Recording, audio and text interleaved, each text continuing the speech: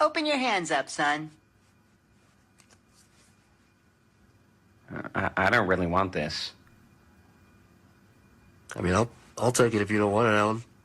You don't want that? I mean, yep, Can sure, here, thanks, man. take it. Put it right there. If that's all right with you, Mr. Boss, if Charlie has it instead.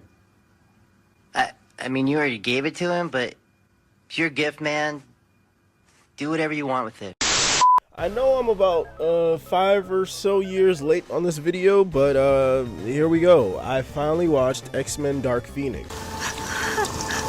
Why did you make me do that? Now, I avoided this movie mainly because of the horrible reviews and because of the only scene that I saw of this movie contains this line. And by the way, the women are always saving the men around here. You might want to think about changing the name to X-Women. Which was really disappointing because I felt like these X-Men movies in this soft reboot phase finally hit their stride with First Class and Days of Future Past for a perfect mixture of comic booky with realism in the live action sense, as you know, as close to realism we could get with those two movies. But I feel like Apocalypse really ruined it for me. Now don't get me wrong, Apocalypse wasn't terrible. It had some good stuff in there, like Magneto's intro scene and Quicksilver saving the mutants from Havoc's goofy ass mistake, even though I feel like the scene in Days of Future Past is 10 times better. And of course the final shot of the X-Men team. Also, what the happened to these costumes?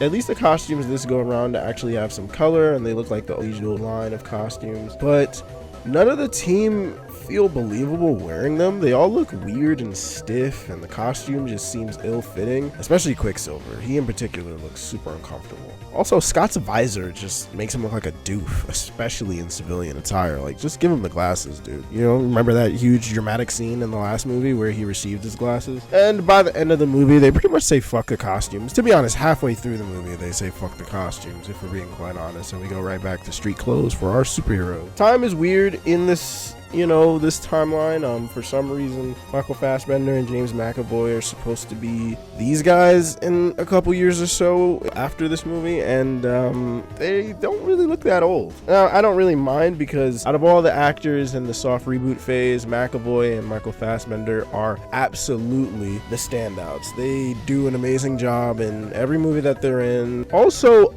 we go into space? It's a simple extraction. We go into space, we get the astronauts, we bring them home. Yeah, let me just get right into the plot of this movie. Essentially, the X-Men go into space after Xavier is kind of pressured in order to get like relationships with mutants and humans better, into sending his young team of soldiers into space with the X-Jet to save like a lost ship of astronauts who were affected by like a nearby solar flare. Unfortunately, in the midst of rescuing them, the solar flare like ingests themselves into Jean, and she becomes like a fractured psychic version of herself who's way stronger and way more dangerous, and she goes on a rampage that eventually leads to the death of an important X-Man, thus causing other former X-Men to want to kill her, and obviously the whole mutant and humans thing that we always get in these X-Men stories, which I sometimes enjoy, sometimes I don't enjoy, but here to be honest, the whole space thing already was just super jarring. Yes, I know this franchise has already dealt with god-level mutants and time travel, but something about going to space in this franchise, the Fox X-Men franchise, for some reason, this came out 14 years after the first Fantastic Four, but it feels just as cheap when they're in space. The special effects, especially in that scene, aren't bad or anything, but it just feels so shallow. To be honest, the whole going to space thing is as unbelievable as the cast makes it sound. Doing space missions now.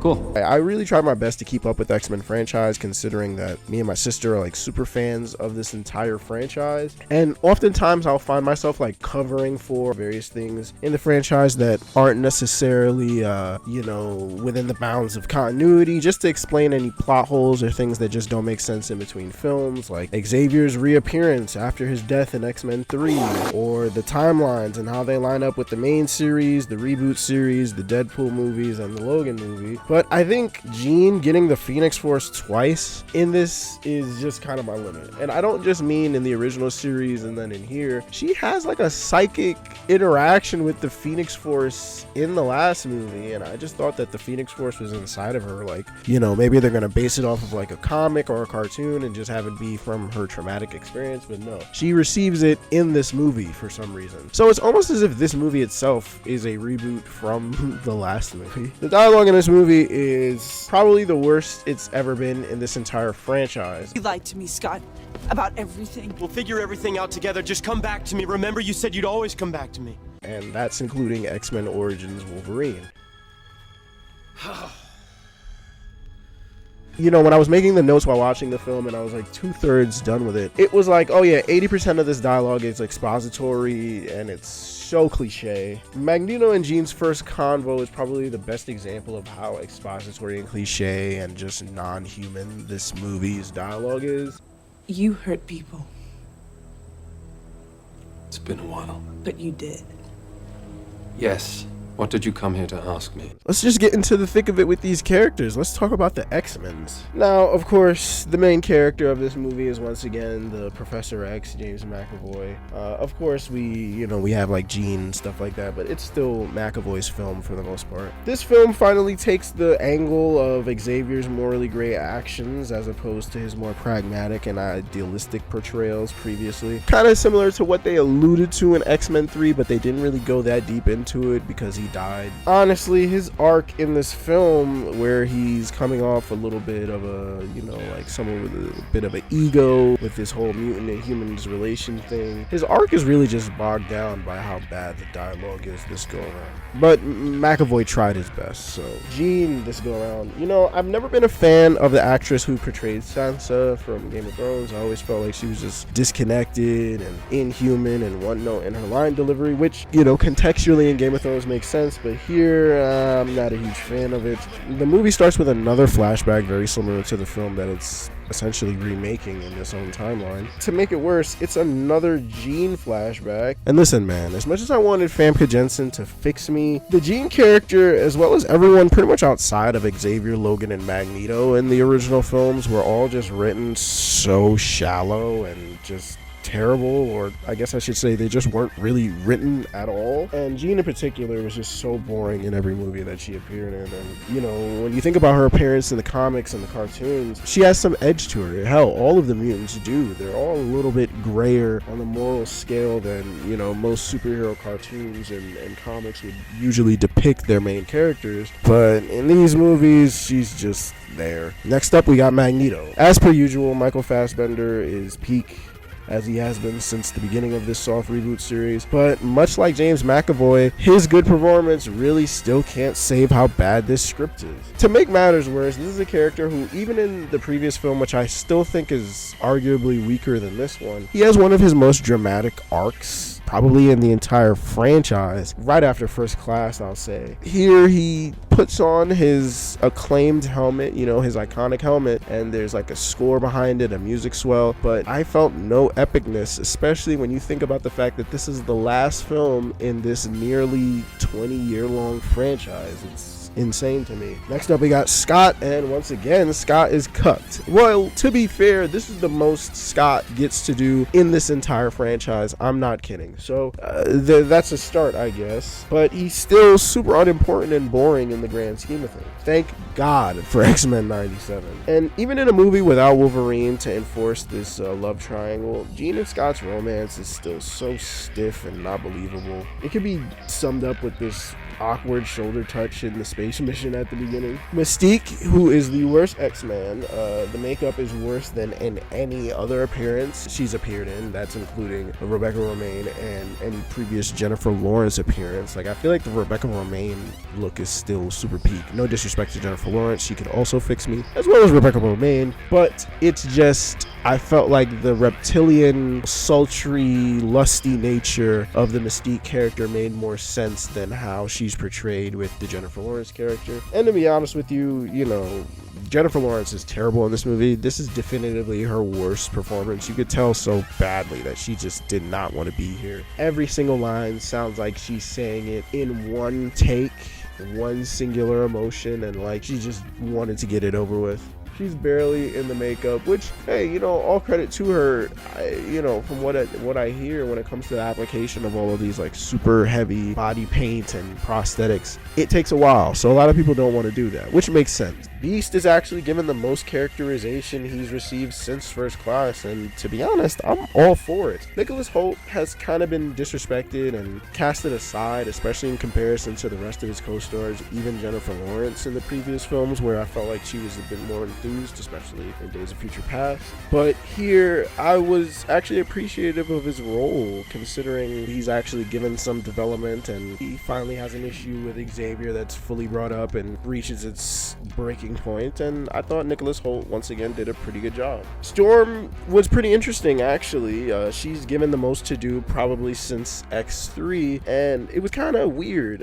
You know, it was giving me vibes that maybe she seemingly had like a crush on Scott, or at least like a chip on her shoulder to like prove to Scott that she's like, you know, a good enough second in command or whatever. But you know, outside of that little feeling of motivation and a couple of cool moments action wise, she's relatively unimportant to the plot, similarly to the rest of the mutants that I'll get into right now. And it's such a shame considering how Storm is a badass in literally every other story that we see her in, but in the movies they just never seem to get her right. Nightcrawler gets more here than an Apocalypse, but somehow is still nowhere near as fleshed out as he was in X2. He also has this weird bloodlust scene, and to be honest, as a fan of Nightcrawler, yeah, at this point you take what you could get when it comes to these movies. And then we get Quicksilver, who's given nothing to do. I don't know if Evan Peters was busy with American Horror Story or like another project of some kind, but he gets taken out of the movie so early and only comes back right at the ending, and it's literally insane. It also doesn't really make sense how he gets taken out. It's like he's too slow to react to tripping, and he just almost dies. They Professor X'd a character in a film where finally Professor X doesn't get Professor X, and that's what they do with Quicksilver. He's just taken out in the movie, hurt, injured, which really didn't make sense because I'm like, doesn't he have like a fast healing factor considering he's super fast? Or even if not that, how do you trip and you just can't recover? You're fast enough to recover from that, but I don't know if it had something to do with Jean's Phoenix Force or whatever, but yeah, I guess. The villain of this movie is Jessica Chastain, playing a villain whose name is one syllable and I cannot remember, and she's super shallow. Honestly, there's nothing here for her to do except for this super gross interrogation scene where she twists a dude's stomach. It's also kind of dumb because like the dude screams out loud and like none of the cops right outside of the house hear him scream, but you know, that's fine or whatever. Also, ow, damn, I wish I was Beast. And the villains are like not Skrulls, essentially. They're like shapeshifter alien types. Apparently there was some like backdoor politics shenanigans between Fox and Marvel, so the main villains are just like uninteresting CGI aliens. It's really disappointing, honestly, because at this time it felt like Fox and Marvel and pretty much every comic book studio making movies at the time seemed to get a little bit more relaxed when it came to the characters that they would use, especially a little bit more obscure characters, especially Deadpool 2 as well as like Ragnarok and the Guardians movies. Taking designs of characters, making them a bit more comic accurate, or introducing like the cartoonish and freakish physiques of certain characters. Oh shit, it's Dazzler.